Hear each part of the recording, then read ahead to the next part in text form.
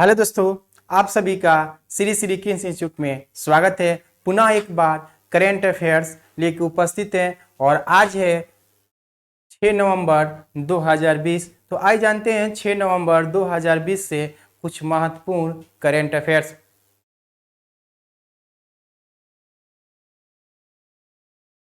पहला प्रश्न है कि पिनाका मल्टी बैरल रॉकेट का सफल परीक्षण किस राज्य में किया गया। तो पिनाका जो क्या है, एक मल्टी बैरल क्या है, रॉकेट है। क्या है, एक रॉकेट है और ये एक साथ आपको 44 सेकेंड में एक साथ 12 गो मल्टी बैरल ये लॉन्च कर सकता है। किसी भी निशाने को ये लगा सकता है यानी मार सकता है। ये आपका पिनाका। इससे पहले पिनाका 1999 में इसका प्रयोग किया जा चुका है। अभी हाल ही में इसका न्यू वर्जन है जिसका नाम है MK1। पिनाका क्या नाम है, MK1। ये जो है ये 40 किलोमीटर के रेंज तक ये मार सकता है, जबकि एक है MK2 जो 75 किलोमीटर की रेंज में क्या कर सकता है, मार सकता है। यानी ये है पिनाका आपको रॉकेट जो आपको जाके क्या करता है, निशाना लगा सकता है। पहले जो पिनाका जो था उसको मतलब निर्देशन नहीं किया जा, दिशा बताया नहीं जा सकता था, लेकिन इसको आप सटीक निशाने पर कहाँ लगाना है वहां ये इसे मारा जा सकता है। तो इसका हाल ही में परीक्षण किया गया है उड़ीसा के चांदीपुर में। उड़ीसा के चांदीपुर में ही किया गया है। क्या किया गया है, उड़ीसा के चांदीपुर में इसका सफल परीक्षण किया गया है। इसको बनाया है कौन, तो DRDO। इसने बनाया है DRDO। DRDO कहने का मतलब defence research and development organisation के द्वारा बनाया गया है और इसका हेडक्वार्टर है आपको नई दिल्ली में। इसका हेडक्वार्टर कहाँ है, नई दिल्ली में। इसकी स्थापना हुई थी 1958 ईस्वी में। वर्तमान इसके अध्यक्ष हैं जी सतीश रेड्डी। जी सतीश रेड्डी जो है ये इसका क्या है, अध्यक्ष है। तो आइए देखते हैं कुछ और DRDO के द्वारा बनाया गया मिसाइल है उसके बारे में जानते हैं। तो आपको हमारे DRDO के द्वारा अभी इंटीग्रेटेड डेवलपमेंट प्रोग्राम के तहत कई मिसाइल बनाया जा रहा है, जिसमें है, इसको याद रखेंगे,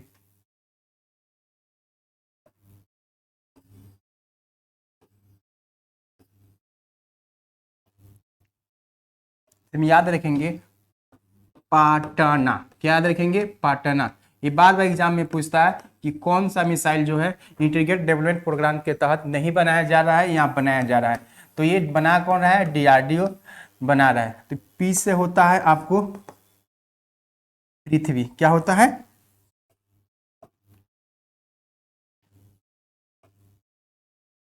P से है पृथ्वी। A से याद रखेंगे अग्नि। क्या याद रखेंगे, अग्नि।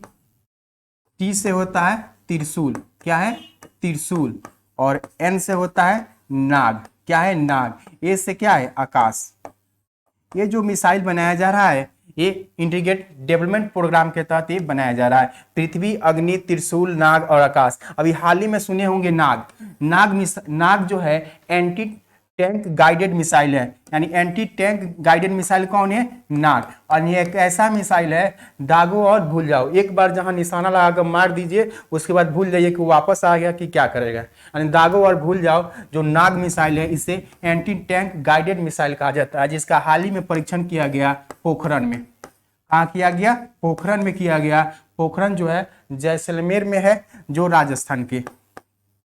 तो यहां पर ही हाल ही में इसका परीक्षण किया गया था, नाग में। याद रखें उड़ीसा में हाल ही में आपको पृथ्वी जो मिसाइल है इसका भी यहीं पर क्या किया गया था, परीक्षण किया गया था। तो आइए देखते हैं अगला प्रश्न। देखिए अगला प्रश्न है कि विश्व सुनामी जागरूकता दिवस प्रति वर्ष आयोजित किया जाता है। जो लोग भी देख रहे हैं तो ये जो लाइव आप कमेंट करते हैं लाइव चैट पर, उसका हम जवाब नहीं दे पाते हैं। इसका कारण ये है कि रात में ही वीडियो रिकॉर्डिंग की जाती है, ये रिकॉर्डिंग वीडियो रहता है, इसलिए हम आपको लाइव चैट पर जो कमेंट करते हैं उसका जवाब नहीं दे पाते हैं। इसके लिए सॉरी। और आप मेन कमेंट में जो होता है वहाँ पर कमेंट कर दीजिएगा वीडियो देखने के बाद। पुनः जब हम देखेंगे तो आपको रिप्लाई जरूर करेंगे। तो ऐसे करेंगे क्योंकि आप लोग देखते हैं कि जब वीडियो चल रहा होगा 7:30 बजे तो आप उसमें कमेंट करते रहते हैं, जो कमेंट हम पढ़ नहीं पाते हैं क्योंकि उसमें हम रिप्लाई नहीं दे सकते हैं आपको उस समय, क्योंकि वो रिकॉर्ड वीडियो रखा रात में ही डाला जाता है। तो आइए देखते हैं अगला। सुनामी कहने का मतलब तट की ओर उठता लहर, कहने का मतलब ये समुद्र में ही आता है सुनामी। और यह सुनामी शब्द का प्रयोग पहली बार जापान में किया गया। कहाँ? जापानी शब्द है सुनामी, यानी कहने का मतलब तट की लहर जो होती है उठना, तट के लहर का क्या होना? उठना, इसका अर्थ होता है जापानी शब्द में तट की लहर का क्या होना? उठना। यहाँ लहर होगा, क्या होगा? लहर का उठना। ये लहर जो आती है ये समुद्र के तट पर आती है, समुद्र के किनारे का होती है, ये आती है। और इससे सुनामी क्या होता है और भूकंप संबंधित आज ही हम 11 बजे लाइव आएंगे जिसमें भूकंप और सुनामी के बारे में चर्चा करेंगे। तो जरूर लाइव आके 11 बजे जरूर देख सकते हैं। और ये विश्व सुनामी दिवस 5 नवंबर को मनाया जाता है। ये 2016 में इसे मनाने की शुरुआत किया गया, यानी सुनामी आने से पहले उसके लोगों का किया जाए, पहली जानकारी दे दिया जाए कि उस क्षेत्र में सुनामी आएगा, खासकर तट पर, समुद्री तट पर जो राज्य है यहाँ तट बना हुआ वहां पर लोग ना जाए, इसी को जागरूक करने के लिए ये मनाया जाता है 2016 से। और मनाया कब गया जाता है? तो 5 नवंबर को। 31 अक्टूबर को याद रखेंगे राष्ट्रीय एकता दिवस मनाया जाता है। क्या मनाया जाता है? राष्ट्रीय एकता दिवस। 14 नवंबर को बाल दिवस और मधुमेह दिवस मनाया जाता है। और 26 नवंबर याद रखेंगे ये विधि दिवस यानी न्याय दिवस मनाया जाता है, क्योंकि इसी दिन हमारा संविधान को क्या किया गया था? अंग्रित किया गया था। तो कह सकते हैं संविधान दिवस भी मनाया जाता है कब? 26 नवंबर को। ये 2014 से मनाया जा रहा है। तो आइए देखते हैं अगला प्रश्न। देखिए अगला प्रश्न है कि आईसीसी ने बल्लेबाजों की रैंकिंग जारी किया है। इस रैंकिंग में किस बल्लेबाज को शीर्ष स्थान प्राप्त हुआ? नहीं, पहले स्थान पर है, यानी इंटरनेशनल क्रिकेट काउंसिल के द्वारा जो जारी किया गया है, जिसका हेडक्वार्टर कहाँ है? दुबई। कहाँ है? दुबई। यहीं से ये जारी किया गया है। तो इस रैंकिंग में पहले स्थान पर है विराट कोहली। पहले स्थान पर कौन है? विराट कोहली हैं, जो भारतीय टीम के क्या है? कैप्टन है। जबकि दूसरे स्थान पर हैं रोहित शर्मा। दूसरे स्थान पर कौन है? रोहित शर्मा। और तीसरे स्थान पर बाबर आजम है, जिसे पाकिस्तान का विराट कोहली कहा जाता है। ये पाकिस्तान के हैं जो तीसरे स्थान पर है आईसीसी रैंकिंग में। जबकि जसप्रीत बुमराह जो है, जसप्रीत बुमराह नाम है, ये गेंदबाजी के रैंकिंग में, गेंदबाजों के रैंकिंग में ये पहले स्थान पर। गेंदबाजों के रैंकिंग में पहले स्थान पर कौन है?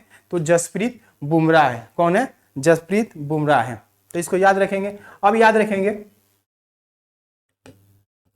विराट कोहली वर्तमान में आईपीएल यानी इंडियन प्रीमियर लीग में सर्वाधिक रन बनाने वाले क्या है? भारतीय है। और आईपीएल का, इंडियन प्रीमियर लीग का 13वां संस्करण कहाँ हो रहा है? यूएई में हो रहा है। और रॉयल चैलेंजर्स बंगलोर के क्या है? कैप्टन है रोहित शर्मा, मुंबई इंडियंस की ओर खेल रहे हैं। अभी हाल ही में इन्हें 2020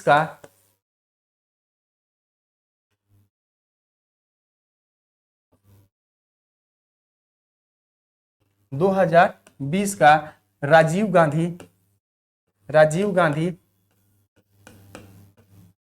गांधी खेल रत्न पुरस्कार दिया गया है। यानी 2020 का राजीव गांधी खेल रत्न पुरस्कार दिया गया है। किनको? रोहित शर्मा को। रोहित शर्मा जो है one day cricketer of the year के रूप में भी इन्हें नामित किया गया है। और ये मुंबई इंडियंस की ओर से खेलते हैं। और बाबर आजम जो है पाकिस्तान की ओर से खेलते हैं। तो आइए देखते हैं अगला प्रश्न।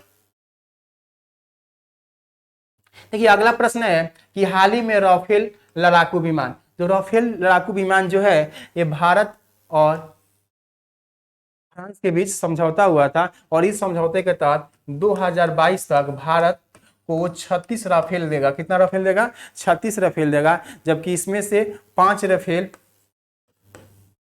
अगस्त में ही आपके यहाँ आ चुका है। अंबाला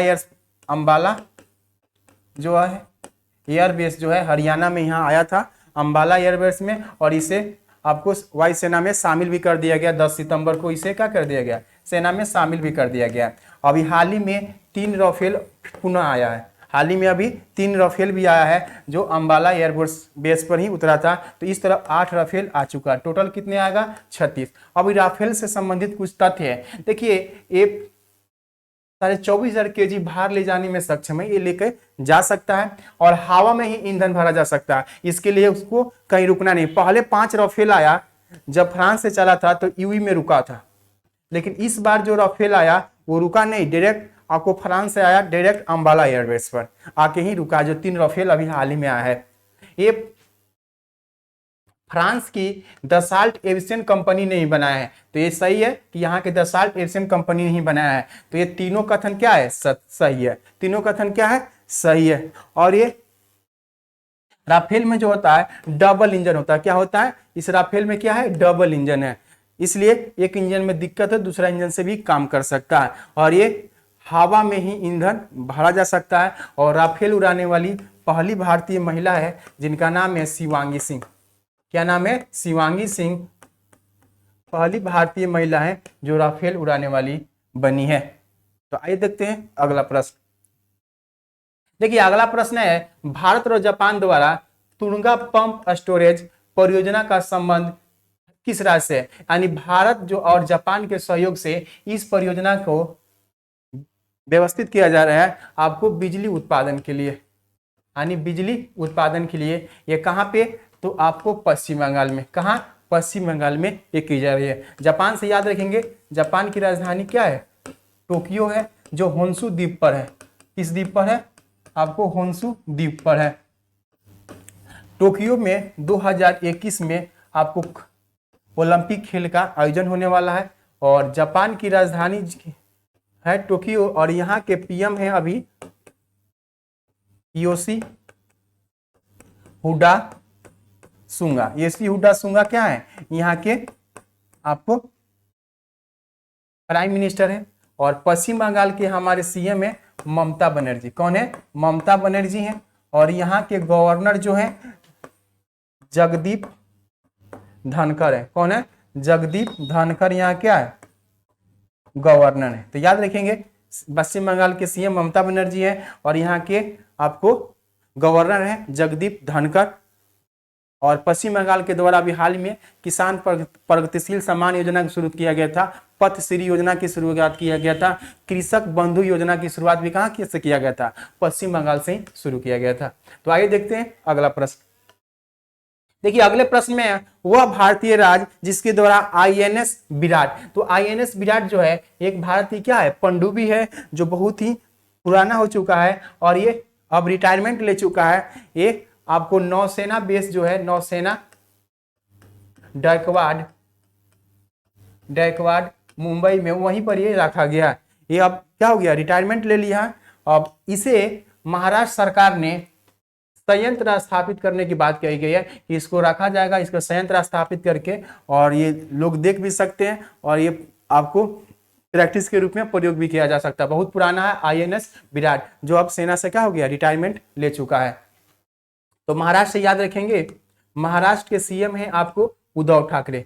सीएम कौन है? यहाँ कैबिनेट मंत्रालय ने फैसला लिया है। सीएम कौन है? उद्धव ठाकरे। और यहाँ के गवर्नर हैं जिनका नाम है भगत सिंह कोश्यारी। कौन है? भगत सिंह कोश्यारी। यहां से याद रखेंगे कोविड-19 के दौरान बहुत ही प्रचलित एक योजना था मेरा परिवार मेरी जिम्मेवारी। यह अभियान शुरू किया गया था और इसी के साथ आपको नो मास्क नो राइड अभियान की शुरुआत किया गया था परिवहन के क्षेत्र में। और साथ ही यहीं पर मास्क का कीमत लागू करने वाला देश का पहला जगह। राज्य सरकार कितना में मास्क बिकेगा इसका कीमत राज्य सरकार स्वयं तय करेगी। ऐसा किया था कौन? आपको महाराष्ट्र। आइए आंध्र प्रदेश से जानते हैं। आंध्र प्रदेश के हमारे सीएम जो है जगनमोहन रेड्डी। कौन है? जगनमोहन रेड्डी। और जगनमोहन रेड्डी के द्वारा हाल ही में आपको बिजवाड़ा जो है, बिजवाड़ा में आपको विक्टोरिया मेमोरियल म्यूजियम में आपके महात्मा गांधी की पुनः प्रतिमा को स्थापित किया गया। और हमारे झंडे जो है तिरंगा झंडा है उसके प्रारूप को कौन तैयार किया था? वेंकैया पिंगले। उनकी भी एक प्रतिमा लगवाए थे। कहाँ? विजयवाड़ा में। और आंध्र प्रदेश की 3 राजधानी बनाने के लिए एक विधेयक प्रस्तुत किया गया था आंध्र प्रदेश के आपके विधानसभा में और आंध्र प्रदेश भाषा के आधार पर गठित होने वाला देश का पहला राज्य है और आंध्र प्रदेश से एक अलग राज्य बन गया तेलंगाना 2 जून 2014 और तेलंगाना के सीएम है के चंद्रशेखर राव। कौन है? के चंद्रशेखर राव हैं। अब आइए गोवा। गोवा के आपके सीएम में प्रमोद सावंत ही हैं और गोवा जो है क्षेत्रफल की दृष्टि से भारत का छोटा राज्य है और यहाँ पर अभी सबसे प्रचलित योजना है हर घर जल पहुंचाने वाला देश का ये पहला राज्य है। देश का क्या है? पहला राज्य है। और केरल के आपके सीएम में पिनेरी विजयन और मोहम्मद आरिफ खान गवर्नर हैं और केरल में आपको डिजिटल शिक्षा व्यवस्था को लागू करने वाला देश का पहला राज्य है और यहाँ पर ही साइंस पार्क की स्थापना किया गया है और केरल में आपको समुद्री एम्बुलेंस सेवा की शुरुआत किया गया था। समुद्री एम्बुलेंस सेवा की शुरुआत कहाँ किया गया था? केरल। और केरल की जो कोचिन एयरपोर्ट है वो सौर ऊर्जा से संचालित होने वाला ये विश्व का अंतर्राष्ट्रीय एक क्या है? हवाई अड्डा है। तो आइए देखते हैं अगला प्रश्न। वह हवाई अड्डा जिसका नाम बदलकर वीरेंद्र सुरेंद्र सवाई हवाई अड्डा रखा गया है। तो यह जो है वीरेंद्र सुरेंद्र जो है एक जनजातीय नेता थे, लीडर थे। इन्हीं के नाम पर जो झारसुगुडा हवाई अड्डा है ये उड़ीसा में, कहाँ है? उड़ीसा में। इसी का नाम बदलकर उनके नाम से रख दिया गया, इसी को बदलकर उनके नाम से रख दिया गया है ये। जबकि लखनऊ हवाई अड्डा उत्तर प्रदेश में है, इसका नाम रखा गया है चौधरी चरण सिंह एयरपोर्ट। क्या है? चौधरी चरण सिंह एयरपोर्ट है। और इंटरनेशनल एयरपोर्ट जो अमृतसर में है इसका नाम है गुरु रामदास इंटरनेशनल एयरपोर्ट। तो इसको याद रखेंगे, गुरु रामदास इंटरनेशनल एयरपोर्ट और लखनऊ को चौधरी चरण सिंह एयरपोर्ट के नाम से जाना था। और झारसुगुडा हवाई अड्डा आपको उड़ीसा। तो आइए जानते हैं उड़ीसा से कुछ और प्रश्न। देखिए उड़ीसा से याद रखेंगे, उड़ीसा के सीएम जो हैं अभी नवीन पटनायक हैं। कौन है? नवीन पटनायक हैं। और यहाँ के गवर्नर हैं गणेशी लाल। गवर्नर कौन है? तो गणेशी लाल यहाँ के गवर्नर हैं। यहाँ हाल ही में आप कलिया योजना, बलिराम योजना, उसके अलावा मो विद्युत पोर्टल अभी चर्चा में हमने किया था चर्चा। मो विद्युत पोर्टल के द्वारा ही आपको ये सब किसान से संबंधित है। मो विद्युत पोर्टल के द्वारा आप बिजली कनेक्शन ले सकते हैं, बिजली बिल जमा कर सकते हैं, बिजली संबंधित सारी जानकारी ले सकते हैं। अभी ये शुरू किया था सुमंगलम। ये सुमंगलम भी ये शुरू किया गया था आपको उड़ीसा सरकार के द्वारा, यानी अंतरजातीय विवाह को प्रोत्साहन देने के लिए छात्रवृत्ति पोर्टल भी लॉन्च किया गया था उड़ीसा सरकार के द्वारा। और एक कोविड-19 के दौरान रेडियो पाठशाला की शुरुआत किया था। रेडियो पाठशाला का भी ये शुरुआत किया था कौन? उड़ीसा सरकार। तो आइए देखते हैं अगला प्रश्न। देखिए अगला प्रश्न है कि किस भारतीय खिलाड़ी को कर्नाटक सरकार द्वारा एकलव्य पुरस्कार से सम्मानित किया गया है? तो एकलव्य पुरस्कार दिया गया है KL राहुल को। किसको दिया गया है? KL राहुल को दिया गया है, जो किंग्स 11 पंजाब की क्या है कैप्टन है, खेल रहे थे IPL में। इनको ये एकलव्य पुरस्कार दिया गया है कर्नाटक के सीएम है येदियुरप्पा और इन्हीं के द्वारा ये दिया गया है। शिखर धवन जो है वो दिल्ली कैपिटल की ओर से खेलते हैं और IPL 2020 में बैक टू बैक ये शतक लगाने वाले खिलाड़ी बने थे। बैक टू बैक लगातार शतक लगाए थे। जबकि KL राहुल इस IPL के शुरुआत में पहली बार शतक कौन लगाया था? KL राहुल लगाए थे। और विराट कोहली जो है इस IPL में इंडियन प्रीमियर लीग जो हो रहा है 13वां संस्करण, इसमें सर्वाधिक रन बनाने वाले क्या हैं? भारतीय हैं। और रोहित शर्मा जो है ICC रैंकिंग में विश्व के क्या है? दूसरे नंबर खिलाड़ी पर है और विराट कोहली पहले नंबर पे है। तो आइए देखते हैं अगला प्रश्न। देखिए अगला प्रश्न है कि प्लास्टिक लाओ मास्क ले जाओ। कहने का मतलब है प्लास्टिक लाना है और मास्क ले जाना है। इस कोविड-19 दौरान में इस अभियान के शुरू किया गया है देहरादून में। कहां से शुरू किया गया है? देहरादून जो है वो उत्तराखंड की क्या है? राजधानी है। उत्तराखंड की राजधानी है। देखिए उत्तराखंड यह उत्तर प्रदेश से अलग हुआ था आपको 9 नवंबर। कब अलग हुआ था? 9 नवंबर 2020 में ये क्या हुआ था? उत्तराखंड से अलग हुआ था। यानी 9 नवंबर को ये उत्तराखंड दिवस मनाया जाएगा, हाल ही में आने वाला है। तो उत्तराखंड 9 नवंबर 2020 में क्या हुआ? एक अलग राज्य बना। और यहाँ के सीएम है आपको त्रिवेंद्र सिंह रावत। कौन है? त्रिवेंद्र सिंह रावत है। कौन है? त्रिवेंद्र सिंह रावत यहाँ के क्या है? गवर्नर है। और बेबी रानी मौर्य, सॉरी, ये है सीएम और बेबी रानी मौर्य जो है यहाँ के क्या है? गवर्नर है। उत्तराखंड से याद रखेंगे और भी प्रश्न। पिरूल बिजली परियोजना की यहाँ शुरुआत किया गया। एक अनोखा पिरूल बिजली परियोजना है बिजली पैदा करने के लिए, कि चीड़ के सूखे हुए पत्ते से ये एक मशीन बनाया गया, उसमें डालने के बाद उससे क्या बनाया जाएगा? बिजली बनाया जाएगा। यानी पिरूल बिजली परियोजना ये शुरू किया गया है। कहाँ पे? आपको उत्तराखंड में ही शुरू किया गया। याद रखेंगे उत्तराखंड में यहाँ मुख्यमंत्री त्रिवेंद्र सिंह रावत देहरादून से ही आपको सौर स्वरोजगार योजना की शुरुआत किए थे। ये आपको इंदौर से याद रखेंगे। इंदौर जो है ये देश का सबसे स्वच्छ शहर है और यहीं पर प्लास्टिक प्रीमियर लीग की शुरुआत हुआ है। जबकि नागपुर में हमारे सुप्रीम कोर्ट के मुख्य न्यायाधीश यानी चीफ जस्टिस ऑफ इंडिया जो हैं, उनके द्वारा नागपुर में न्याय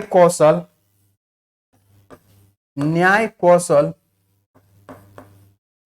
जो पोर्टल लॉन्च किया गया है, न्याय कौशल, इसके तहत सुप्रीम कोर्ट, हाई कोर्ट या डिस्ट्रिक्ट कोर्ट में आप डायरेक्ट ऑनलाइन आपको वर्चुअल ये आप कंप्लेन कर सकते हैं। इसी को शुरू किए थे हमारे कौन? चीफ जस्टिस ऑफ इंडिया जो हैं, जिनका नाम है SA। एंड जो मुख्य न्यायाधीश जो होता है सुप्रीम कोर्ट के, उसी को चीफ जस्टिस ऑफ इंडिया के नाम से भी हम लोग जानते हैं। यानी शरद अरविंद बोबडे हैं। कौन है? शरद अरविंद बोबडे ने के द्वारा ये नागपुर से शुरू किया गया था। और जयपुर जो है वो राजस्थान की क्या है? राजधानी है, जिसे गुलाबी सिटी के नाम से जानते हैं। आइए देखते हैं अगला प्रश्न। तो यही है मास्क, यानी मास्क पहनना हर हाल में जरूरी है इस कोविड-19 के दौरान, इसलिए आप भी मास्क का प्रयोग करें। देखिए अगला प्रश्न है कि किस राज्य के पूर्व मुख्यमंत्री सतीश प्रसाद का निधन हो गया? तो सतीश प्रसाद जो है बिहार के ही मुख्यमंत्री हैं, जिनके दिल्ली में हाल ही में आपको मृत्यु हो गया है।